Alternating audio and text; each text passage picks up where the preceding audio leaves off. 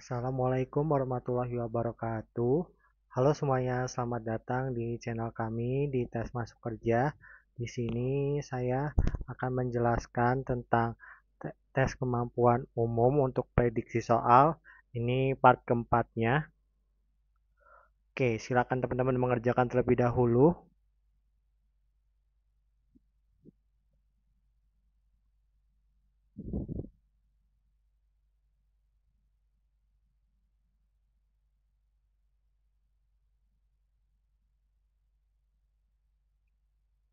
Nomor satu, apa yang menjadi fungsi utama dari Dewan Audit dalam struktur organisasi OJK yang bertugas mendukung pelaksanaan tata kelola organisasi yang baik serta memiliki peran penting dalam memastikan bahwa setiap aspek operasional dan pengawasan di OJK berjalan sesuai dengan prinsip transparansi, akuntabilitas, dan kepatuhan terhadap peraturan yang berlaku.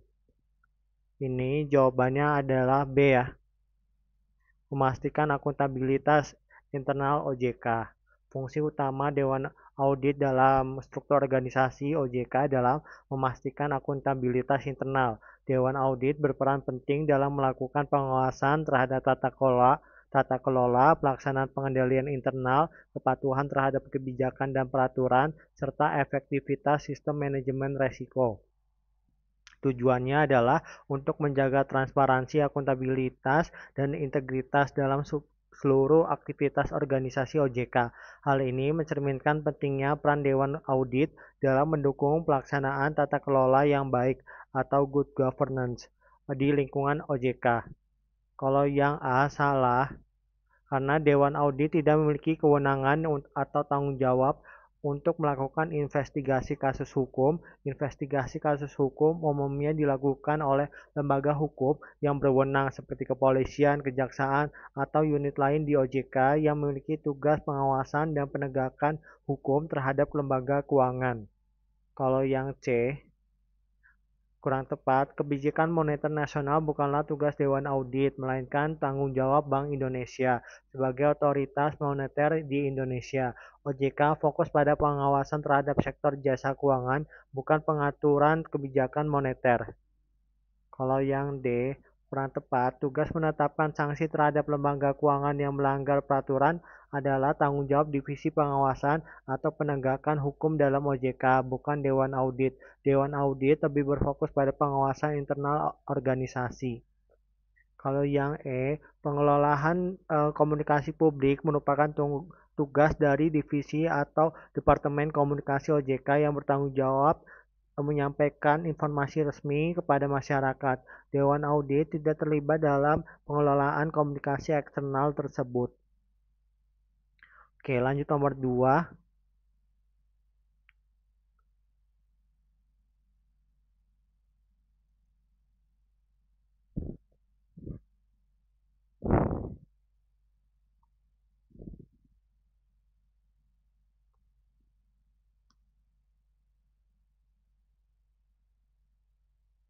Apa tujuan utama yang ingin dicapai oleh OJK melalui pembentukan roadmap literasi keuangan yang berfungsi sebagai kerangka strategis untuk meningkatkan kesadaran, pemahaman, dan kemampuan masyarakat dalam mengelola aspek keuangan secara bijaksana, serta mendukung terciptanya sistem keuangan yang inklusif, berdaya saing, dan berkelanjutan di Indonesia.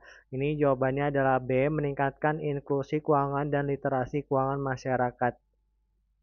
Tujuan utama dari pembuatan roadmap literasi keuangan oleh OJK adalah untuk meningkatkan inklusi keuangan dan literasi keuangan masyarakat. Inklusi keuangan berarti memperluas akses masyarakat terhadap berbagai layanan keuangan termasuk perbankan, asuransi, investasi, dan layanan lainnya. Sementara itu, literasi keuangan bertujuan untuk meningkatkan pemahaman masyarakat tentang konsep produk dan risiko keuangan, sehingga mereka dapat membuat keputusan keuangan yang lebih baik. Dengan literasi dan inklusi keuangan yang meningkat, masyarakat dapat mengelola keuangan dengan lebih bijak, memanfaatkan layanan keuangan secara optimal, dan mendukung stabilitas serta pertumbuhan ekonomi nasional. Kalau yang A, Meskipun fintech berkontribusi dalam memperluas akses layanan keuangan, roadmap literasi keuangan memiliki cakupan yang lebih luas. Fokusnya adalah meningkatkan pemahaman dan akses masyarakat terhadap semua jenis layanan keuangan, tidak terbatas pada fintech. Oleh karena itu, meningkatkan jumlah penggunaan fintech bukanlah tujuan utama dari roadmap ini. Kalau yang C, roadmap literasi keuangan tidak selalu khusus berfokus pada lembaga keuangan syariah. Tujuannya lebih luas, mencakup seluruh aspek literasi dan inklusi keuangan untuk masyarakat secara umum, baik dalam layanan konvensional maupun syariah. Kalau yang D, meskipun pembelajaran literasi keuangan di sekolah merupakan salah satu upaya yang dapat mendukung literasi keuangan, hal ini bukan tujuan utama dari roadmap literasi keuangan. Roadmap memiliki cangkupan yang lebih luas, mencakup berbagai lapisan masyarakat, dan bukan hanya terbatas pada dunia pendidikan. Kalau yang resiko gagal bayar di pasar modal memang bisa diminimalkan melalui literasi keuangan. Namun hal ini hanyalah salah satu manfaat dari peningkatan literasi keuangan, bukan tujuan utama roadmap. Roadmap lebih difokuskan pada penguatan literasi dan inklusi keuangan secara menyeluruh di masyarakat. Oke, lanjut nomor 3.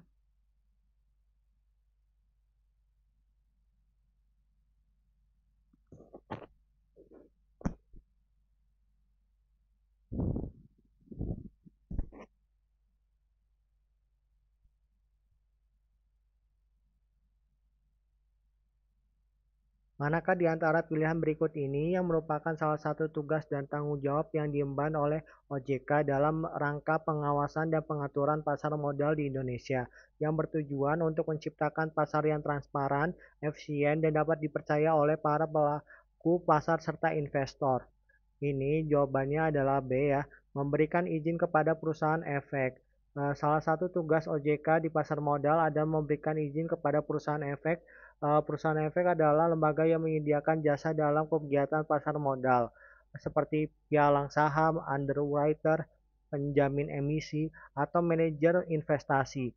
Sebelum perusahaan efek beroperasi, mereka harus mendapatkan izin dari OJK untuk memastikan bahwa mereka memenuhi persyaratan yang ditetapkan untuk menjalankan kegiatan pasar modal serta sah dan teratur. Tugas ini penting untuk menjaga integritas dan kredibilitas pasar modal Indonesia.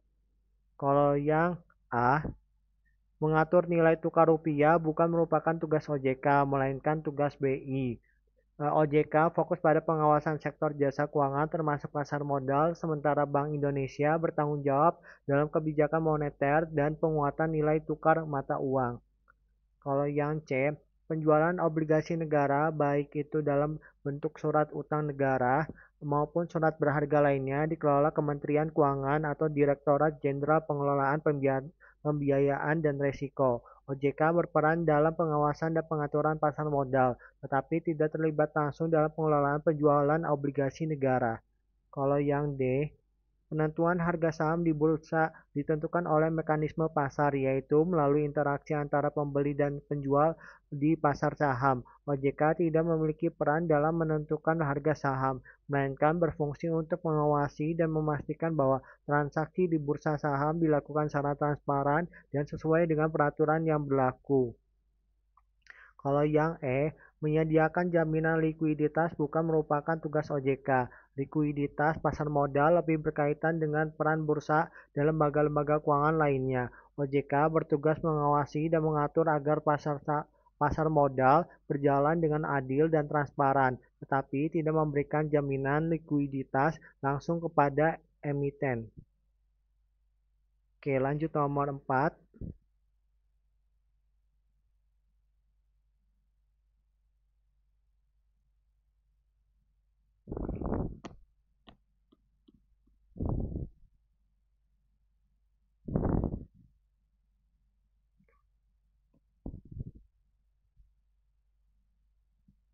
Dalam akad mudharabah terdapat bentuk kerja sama antara dua pihak, yaitu pemilik modal, sohibul mal, yang memberikan dana sebagai investasi, dan pengelola usaha, mudorib.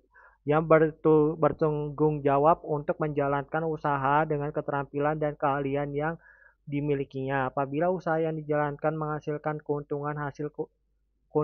hasil keuntungan tersebut dibagi antara pemilik modal dan pengelola usaha sesuai dengan rasio pembagian yang telah disepakati dalam perjanjian awal. Rasio ini dibuat untuk memastikan keadilan bagi kedua belah pihak. Namun, jika usaha tersebut mengalami kerugian, tanggung jawab atas kerugian dalam akad mudharabah tidak dibebankan secara sembarangan. Penentuan siapa yang menanggung kerugian sangat bergantung pada kondisi dan penyebab kerugian tersebut. Siapakah yang seharusnya menanggung kerugian dalam akad mudharabah? Ini jawabannya adalah B ya, pemilik modal sepenuhnya kecuali kerugian akibat kelalaian pengelola. Dalam akad mudharabah terdapat prinsip yang harus dipahami, yaitu modal adalah tanggung jawab pemilik modal, sohibul mal.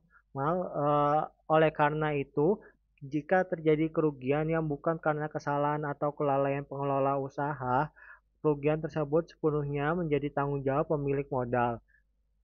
Lalu ada pengelola usaha mudorib, tidak bertanggung jawab atas kerugian finansial, kecuali jika terbukti bahwa kerugian tersebut uh, terjadi akibat kesalahan, kelalaian, atau pelanggaran amanah yang dilakukan oleh pengelola. Ini sesuai dengan prinsip dasar dalam mudharabah di mana pemilik modal menanggung risiko kehilangan modal, sementara pengelola hanya kehilangan waktu, tenaga, dan potensi keuangan.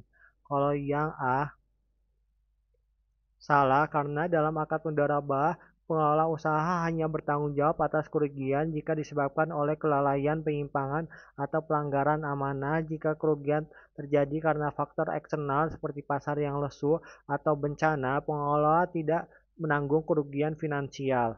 Kalau yang C, salah, karena akad mudharabah memiliki aturan yang jelas tentang pembagian resiko. Pemilik modal menanggung kerugian finansial, sedangkan pengelola hanya bertanggung jawab jika terbukti lalai atau menyimpang. Tidak ada pembagian kerugian secara merata tanpa alasan. Kalau yang D, salah, karena dalam mudharabah pembagian kerugian tidak didasarkan pada kontribusi, tetapi pada penyebab kerugian. Pemilik modal menanggung kerugian kecuali akibat kelalaian pengelola. Kalau yang eh salah, karena tidak ada aturan dalam mudharabah yang menyatakan bahwa kerugian dihitung ulang berdasarkan evaluasi. Evaluasi mungkin dilakukan untuk memperbaiki usaha ke depan, tetapi tanggung jawab kerugian tetap sesuai dengan prinsip akad. Oke, lanjut nomor 5.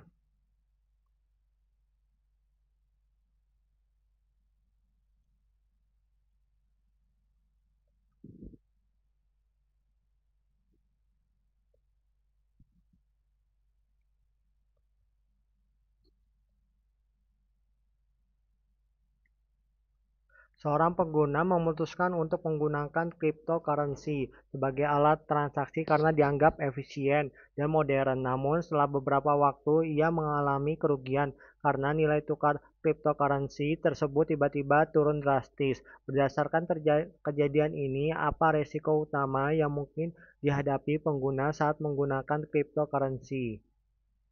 Jawabannya A ya, volatilitas nilai tukar. Dalam kasus yang diberikan, pengguna mengalami kerugian karena nilai tukar cryptocurrency yang turun drastis. Hal ini mengindikasikan bahwa fluktuasi nilai tukar atau volatilitas adalah risiko utama yang dihadapi. Cryptocurrency seringkali memiliki nilai yang sangat tidak stabil yang bisa berubah dengan cepat dan signifikan.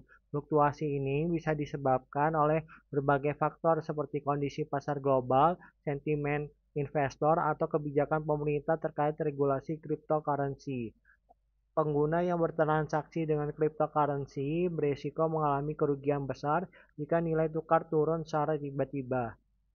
Kalau yang B, salah, karena meskipun biaya transaksi pada beberapa platform cryptocurrency bisa menjadi tinggi pada waktu tertentu, misalnya saat jaringan blockchain padat, ini bukan resiko utama yang disebabkan dalam soal. Soal ini lebih menekankan pada kerugian yang disebabkan oleh penurunan nilai tukar cryptocurrency, bukan biaya transaksi. Kalau yang C, salah karena cryptocurrency umumnya dirancang untuk penggunaan desentralisasi. Artinya tidak bergantung pada otoritas pusat untuk mengelola atau pengawasan risiko. Ketergantungan pada otoritas pusat lebih relevan untuk sistem keuangan tradisional yang masih melibatkan bank atau lembaga pemerintah. Kalau yang D, salah, karena meskipun ada beberapa cryptocurrency yang memiliki masalah likuiditas, misalnya sulit untuk menjual dalam jumlah besar tanpa mempengaruhi harga, tidak ada indikasi dalam soal bahwa masalah tersebut merupakan risiko yang dihadapi oleh pengguna. Kejadian yang disebabkan dalam soal lebih berkaitan dengan penurunan nilai tukar, bukan masalah likuiditas. Kalau yang E, salah, karena meskipun ada beberapa daerah yang membatasi atau tidak memiliki akses yang baik terhadap cryptocurrency. Secara umum, aksesibilitas cryptocurrency di banyak bagian dunia semakin meningkat. Soal ini lebih menekankan pada masalah yang disebabkan oleh fluktuasi nilai tukar, bukan ada masalah akses global. Oke, kita lanjut nomor 6.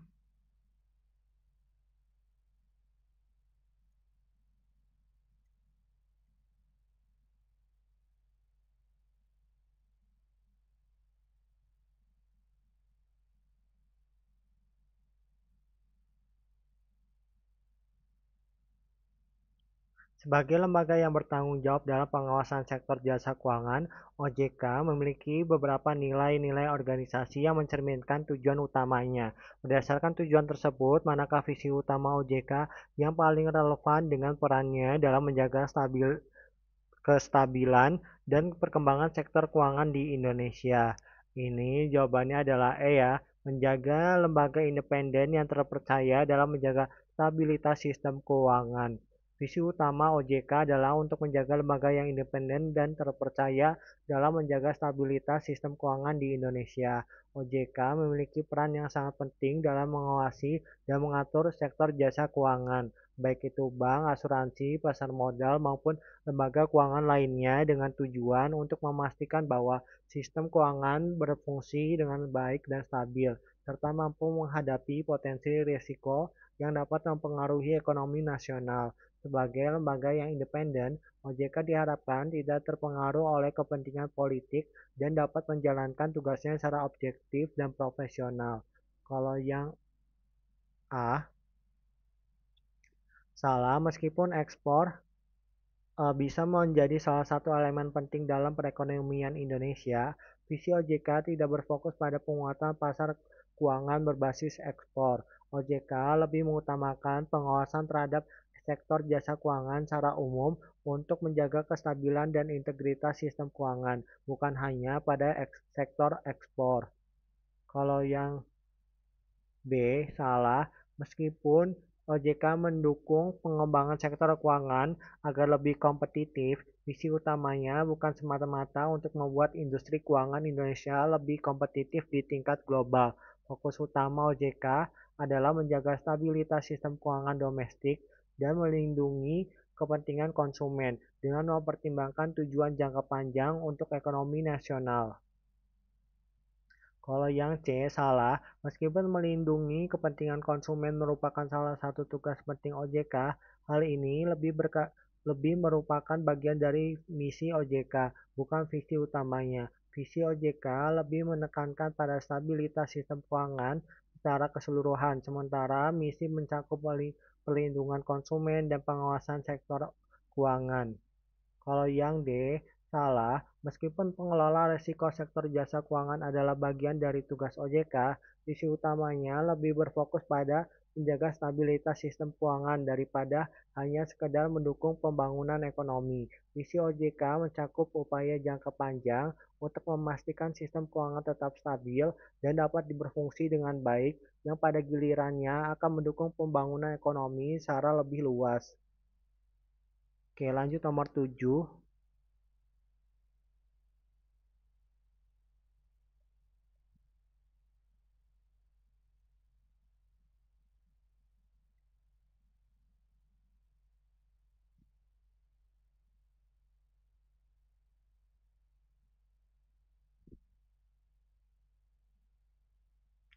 Seorang karyawan mengikuti program pensiun,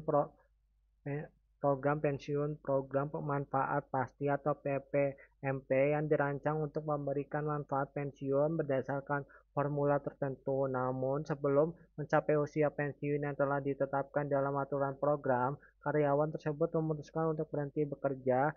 Sebagai peserta yang telah berhenti bekerja lebih awal, karyawan tersebut mempertanyakan hak yang akan diterimanya. Peserta program PPMP berhenti bekerja sebelum masa pensiunnya, apa yang akan diterima peserta?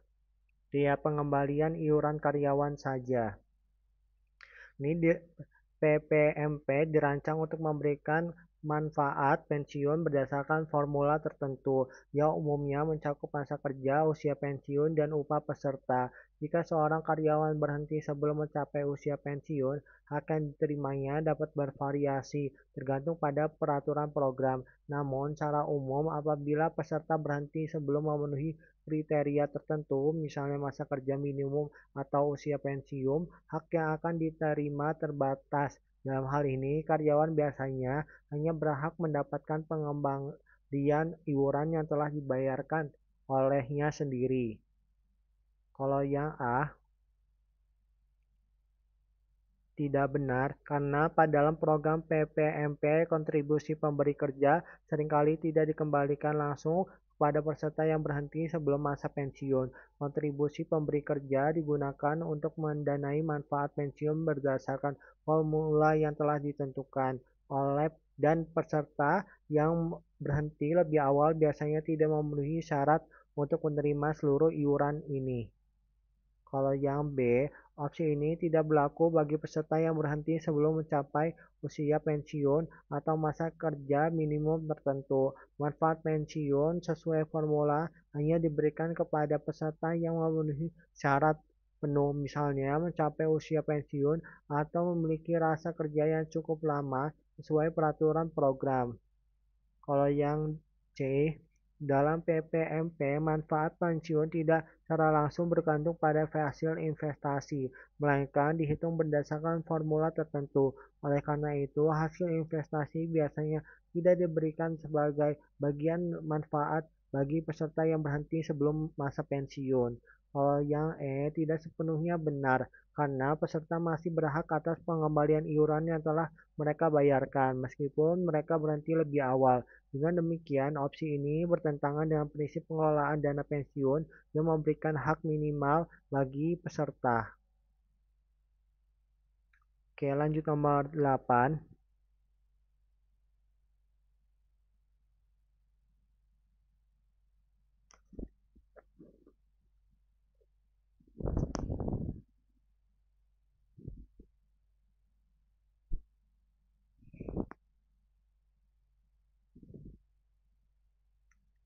Sebuah platform P2P lending berbasis fintech menawarkan bunga yang sangat tinggi kepada pemberi pinjaman sebagai imbalan atas dana yang mereka salurkan melalui platform tersebut. Imbal hasil yang menarik ini seringkali menjadi daya tarik utama bagi para pemberi pinjaman. Namun dalam situasi seperti ini terdapat berbagai risiko yang mungkin dihadapi oleh pemberi pinjaman. Apa potensi risiko utama bagi pemberi pinjaman dalam situasi ini? Yaitu yang A ya, risiko gagal bayar. Dalam P2P lending berbasis fintech, bunga yang sangat tinggi kepada pemberi pinjaman biasanya mencerminkan tingkat resiko kredit yang lebih besar dari pinjaman. Platform sering menawarkan bunga tinggi untuk menarik pemberi pinjaman agar bersedia mendanai pinjaman yang memiliki resiko gagal bayar lebih tinggi, misalnya peminjam tanpa riwayat kredit atau dengan kemampuan finansial yang kurang stabil. Ketika pinjaman gagal memenuhi kewajiban, pemberi pinjaman berisiko kehilangan sebagian atas seluruh dana yang telah diberikan, terutama jika platform tidak memiliki mekanisme jaminan atau dana perlindungan untuk menutupi kerugian. Oleh karena itu, risiko gagal bayar menjadi potensi risiko utama dalam situasi ini. Kalau yang B, meskipun likuiditas bisa menjadi tantangan di P2P lending, Misalnya dana yang terkunci hingga pinjaman dilunasi, ini bukan resiko utama yang terkait langsung dengan bunga tinggi. Resiko likuiditas lebih relevan dalam kasus ketika pemberi pinjaman ingin menarik kembali dana sebelum waktu jatuh tempo, tetapi dana tersebut tidak tersedia karena masih terkait dalam pinjaman aktif. Kalau yang C, resiko teknis seperti gangguan pada platform atau serangan cyber memang ada, tetapi tidak terkait secara langsung dengan bunga tinggi. Resiko teknis lebih umum terkait dengan keandalan operasional dan keamanan data platform. Kalau yang D, risiko volatilitas pasar biasanya mempengaruhi investasi yang sensitif terhadap fluktuasi pasar, seperti saham atau obligasi. Dalam kerangka P2P lending, volatilitas pasar bukan faktor utama, karena kinerja pinjaman lebih bergantung pada kemampuan peminjam untuk membayar daripada kondisi pasar. Kalau yang E, resiko regulasi bisa menjadi perhatian dalam industri fintech, terutama jika terjadi perubahan kebijakan atau platform beroperasi di luar ketentuan hukum. Namun, ini bukan resiko utama yang spesifik muncul karena bunga tinggi, melainkan terkait dengan keberlanjutan operasional platform secara umum. Oke, lanjut nomor 9.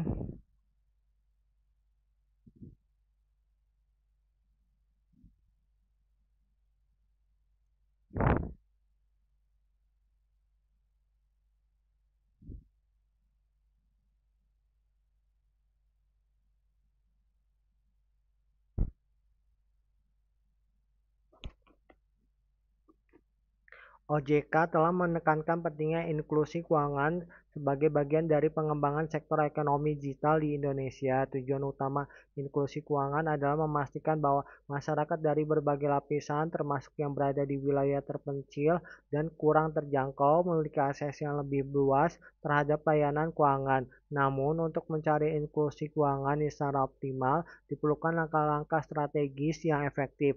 Manakah langkah strategi berikut dapat dipertimbangkan?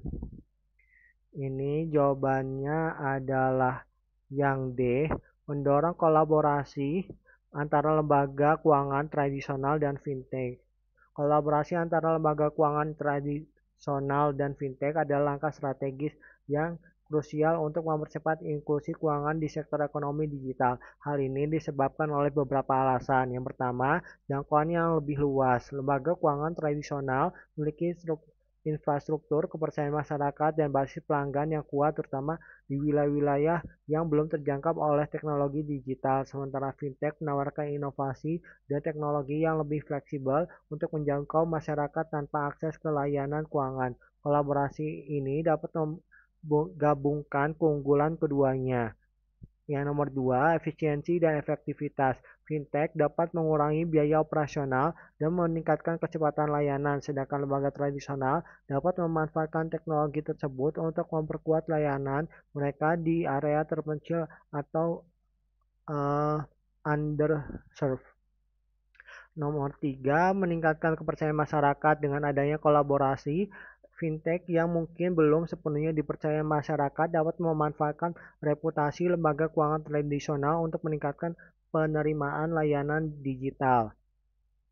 Nah, kalau yang opsi A itu salah, penyediaan infrastruktur digital seperti jaringan internet memang penting untuk mendukung inklusi keuangan, namun infrastruktur saja tidak cukup tanpa adanya kerjasama yang memanfaatkan infrastruktur tersebut untuk menghadirkan layanan yang sesuai dengan kebutuhan masyarakat. Tujuan inklusi keuangan tidak akan tercapai secara optimal.